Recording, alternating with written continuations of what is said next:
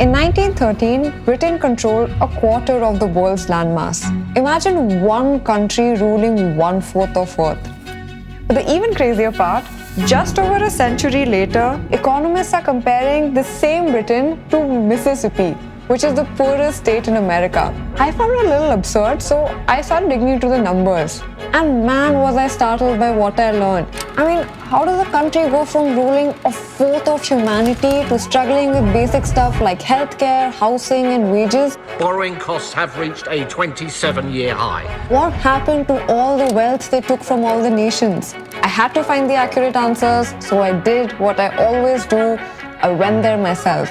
I spent 10 days investigating modern Britain, speaking to people across classes, professions, locals, immigrants, and the on-ground reality I discovered was a reality so complex, it changed everything I thought I knew about developed economies. The rule here is if you're in a hole, stop digging. So in classic AV style, I'm going to show you the good, the bad, and the ugly of a former empire in transformation.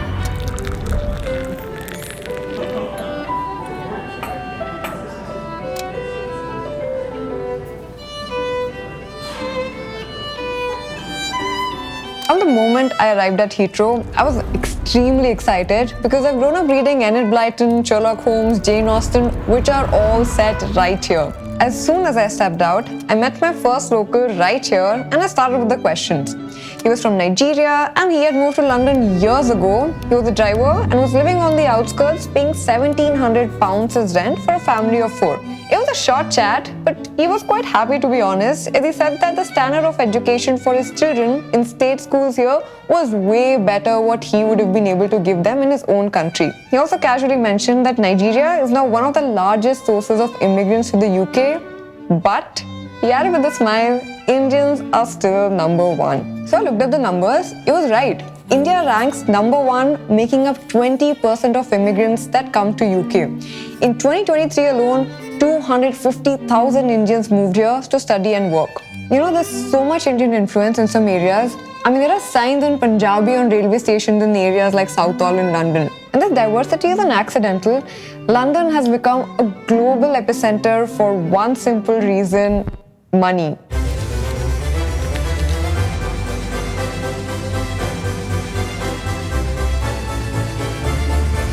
This one city is worth more than $618 billion. You know, that's larger than the entire economy of Argentina. It's a good thing and a bad thing. The bad parts, though, we'll come to later. But the question is, why is London so insanely rich?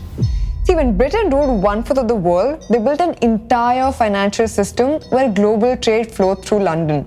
And even though the empire is gone, that system stayed. So I met this 29-year-old Indian trader who's making around £200,000 in London, who explained it perfectly.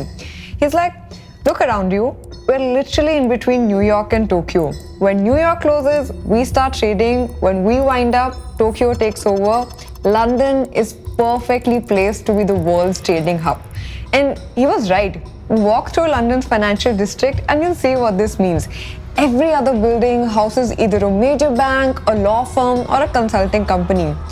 Also, it's not just finance. I observed that London is also a powerhouse for scientific research. But you know, one interesting thing I observed with some of the managers and founders I spoke to there was the challenges faced by them, which are pretty much the same what we face here, and that is juggling and managing expenses in a business. You yourself must have faced this in your life. So recently, after trying multiple things, I found Odoo Expenses, which I want to share with you all.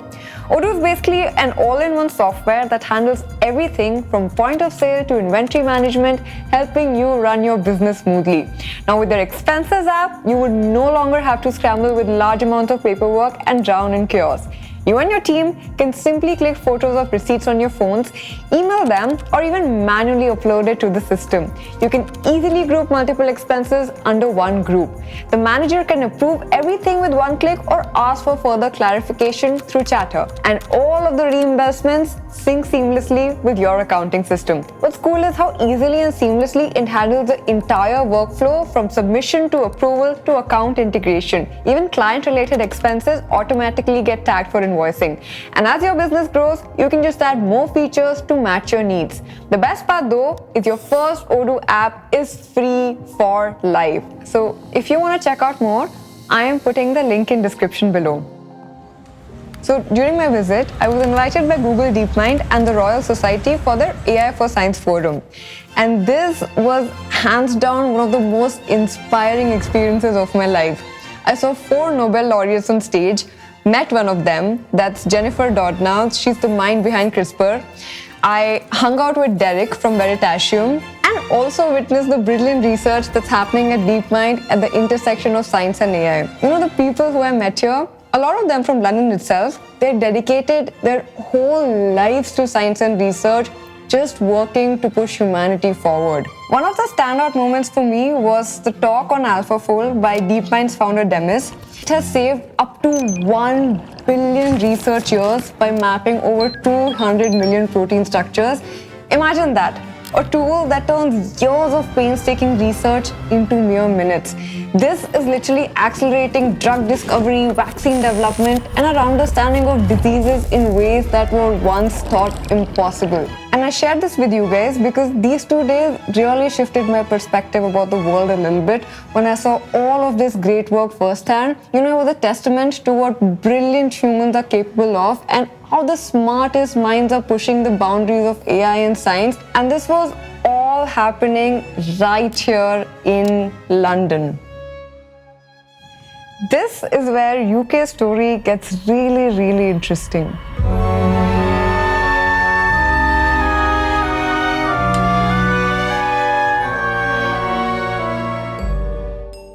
So one side you have this city, these people doing groundbreaking scientific research, moving global finance, attracting the world's best talent, brilliant transportation and connectivity. And then you have the rest of the UK. So one of the locals I met told me that London might as well be a different country. If you're ambitious, there's no other choice. You have to come to London if you're in the UK. All the money flows to the golden triangle, that's Oxford, Cambridge or London. I was like, what about the other cities? There are top universities spread across UK, right? He was like, yeah, but you still have to move here if you really want to make it. This made me curious, so I dug deeper into this because this was a recurring comment I kept hearing from everyone. So there's this concept that I learned about, which the economists call the two-speed economy. It's basically when one part of the country charges ahead and the rest of it lags behind. Kind of like a business pouring all its resources into one ultra-profitable department while the rest of it is neglected. You know, this is what's happening to UK right now. People literally talk about UK as London and the rest of UK. Let me show you some interesting stats. You know, London generates almost half of Britain's financial services revenue, but it only has 13% of Britain's population. So if you were to remove London's output and headcount from Britain, it would shave 14% of British living standards. Let me put this in perspective. Let's say if you were to remove San Francisco's opulent output, US GDP per capita would only dip by 4%. If you remove Mumbai from India, it would dip by 5 to 6%. If you remove Germany's most productive city, Munich, only 1% would go. But for UK, man, the magnitude of UK's economic dependency on London. This, by the way, has also had its own repercussions. Let me tell you the stories of a few locals I met on this journey. Their stories will shine a spotlight on what's really happening. So, one of the gentlemen I met, he had come to UK, Manchester for masters and was now doing a marketing job in London because he wasn't getting good pay anywhere else. He was really distressed about his housing and he told me the story of how he was paying £950 for a one-bedroom flat in South London, and then one day, suddenly, out of nowhere, his landlord casually says, next month rent is going up by 26%, pay £1,200 or leave. He tried reasoning with him, telling him, I've lived here for a long time, I'm a good tenant, but no luck. That 26% was non-negotiable. And it's not just him. In 2022, London rents spiked by 17%, the biggest jump since 2007. Average single earners in London now spend half their income on rent. And here's the shocking part. House prices have shot up 1,000% since the 1980s, while the wages have barely kept up. Why? See, councils used to build 100,000 homes every year, but they sold them off in the 80s and never built more. So now there are fewer homes, more people who need them, and prices that keep climbing higher and higher. It's like everyone's fighting over fewer and fewer spaces while paying more than ever before. I'll tell you another thing I learned about housing and property. Something called inheritance tax. Let's say you want to avoid paying these exorbitant rents and you put together money to buy a property and then eventually want to pass it on to your kids. That also they've made difficult because your child has to pay 40% inheritance tax just to inherit this property from the parent. Now talking about taxes, the taxes in UK are brutal. One frustrated local was telling me that it's weird how my household income has literally doubled from what it was 10 years ago and still somehow we have less money to spend. He was like, we no longer have a car payment, we eat out less, we get coffee less, we haven't had credit card for over 5 years, have no credit card payments, and somehow still we have less disposable income now than we did before. Just buying the things we need to survive is taking up 95% of our money. Now the question here is, why has it gotten this bad? Well, the UK is broke.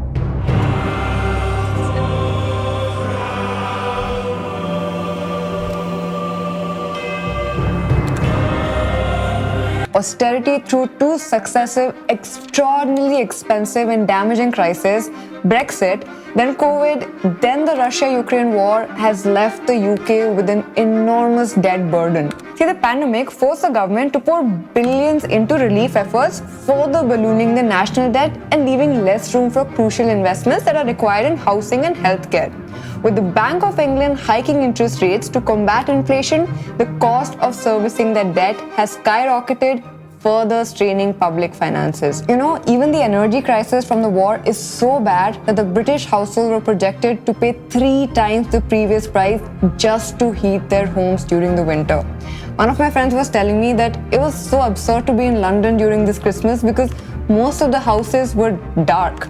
Very few people lit their houses because they simply don't have money to pay the extremely high electricity bills. He even jokingly said that if you want exposure, sure, yeah, come to London, but if you're not in finance or tech and you want to make money, run in the opposite direction. Also, this is not it. Let me tell you the next problem. So I met a nurse. She was in her mid-30s, full-time in the National Health Service, earning around £45,000. She was very proud of her profession, saying that, the NHS was once the jewel in Britain's crown, but now she said every single person's leaving. We're not just understaffed, we're burnt out. I've worked through COVID and endless winter crises. And now, the queue for operations is over 7 million people. It's bonkers. The National Health Service has 124,000 empty positions right now, from doctors to nurses to support staff, and thousands more are planning to quit. Where are they going? They're either jumping to private healthcare for better pay or leaving the country entirely. Meanwhile, 7.4 million people are waiting for treatments and surgeries. Even when the NHS gets more money, it can't keep up because they're dealing with an aging population, expensive new drugs, and trying to match staff salaries with inflation. And the really scary part? These hospitals are spending so much on emergencies that they don't have any funds to train their staff or even buy new equipment. It's kind of like fixing a leaking boat, but more and more holes keep on appearing. And who's paying the price for all of this? People like this nurse. The story of modern Britain at a human level is quite stark. From struggling to build a home to finding affordable healthcare, every single person is feeling the pangs of a decaying nation, except the folks in finance, I guess. Everyone I spoke to who worked in finance was pretty happy. Now, there's one more thing about London and this finance sector that I learned. So, how London's success in the financial sector makes the pound grow stronger? That's great for finance, but did you know it's not always the best for the economy? So, a pricier currency increased the cost of British exports, meaning fewer contracts, weaker profits, and zero budget to invest in new machinery or staff training. So, this whole economy reliant on financial services has also led to the productivity trap that Britain's stuck in. You see, less investments means outdated equipment, which means lower productivity, which leads to lower wages, which then leads to brain drain as talent leaves the country.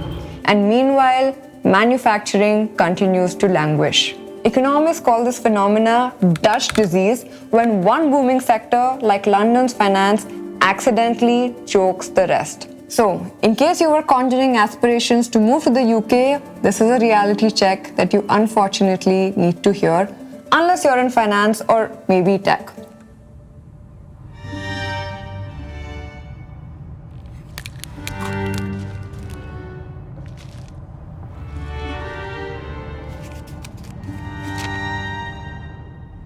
Hold up, I want to take a moment here to share an update on a bet we took 2 years back. So back then, we launched our very first video editing cohort, betting big on the idea that distribution would become the motto of every company and that people who could edit content and make videos go viral would be in high demand. Fast forward to now, the content creation world has absolutely exploded. We have seen top entrepreneurs making content and even heads of state and CEOs are featuring on YouTube channels. It's honestly wild how this space is growing. Meanwhile, we have also reached our 10th cohort, having trained over 3,000 editors. Many have gone on to work with some of the biggest creators and companies, and even we hit 1 million subscribers ourselves thanks to the amazing contributions of our students. Our video mastery program now goes beyond just teaching core video editing tools. We place a big focus on Gen AI, helping you create amazing videos in a short span of time and truly stand out in this space. Here is another big reason why students prefer our program. 80% of students who apply for placements and complete their portfolios actually land roles, often with competitive salaries that rival traditional entry-level jobs. If you are curious about the program or simply want to pick up some editing skills for free, join our free masterclass. The link is in the description. Britain's story isn't just about one nation's decline, it's about how even the richest places on earth can fall apart, and more importantly, it shows us exactly how they break. See, it suggests that without constant renewal, building houses, training workers, investing in manufacturing or technology, wealth can vanish in a generation. Empires fall not just from external invasions, but from within when their foundation starts crumbling one brick at a time. Every time I see a nation that was once the pride of the world or some unstoppable economic titan, I'm always reminded of how everything is cyclical. And there's a quote I keep coming back to, one that sums it up perfectly. Hard times create strong men create good times create weak men, and weak men create hard times. It's this vicious cycle of growth and decline, push and pull, success and self-sabotage. And if you watch history long enough, you see the cycle replay again and again and again. Nations, companies, even personal lives, nobody is immune. You know why I keep saying I'm bullish on India right now? In some ways, India still battles through its hard times. The infrastructure is lagging, pollution is high, inequality is blatant, but I feel like it's on an ascent. Within this struggle is the energy of a place that's genuinely hungry to create something new. If the UK system feels like it's strangled by taxes, bureaucracy, and historically good times that turn weak, India might be the opposite. It's rough around the edges, yes, but it's also where entire sectors are booming. See, I'm not saying India's paradise, it is not. Just like I'm also not saying UK is doomed forever. I'm sure they'll recover. I really hope they do. But I do feel strongly that in every country, someone has to take responsibility for creating the next wave of jobs and prosperity. And at some point, you want to be part of the story that's on the upswing, lending your shoulder to the wheel when it matters, not after everything's settled and bloated, but during the climb, so maybe we can keep that climb from curdling into complacency later on. Because yes, it would be easier to sit back and reap the benefits of an already rich country until you realize that already rich is precisely what triggers the next unraveling in this cycle. We humans, we thrive in creation mode, not complacency mode. Well, for me personally, I'd rather be part of a growth story where I can help create better times for the next generation instead of drifting inside a system in decline. Because if there's anything history has taught us, is that every golden age eventually ends.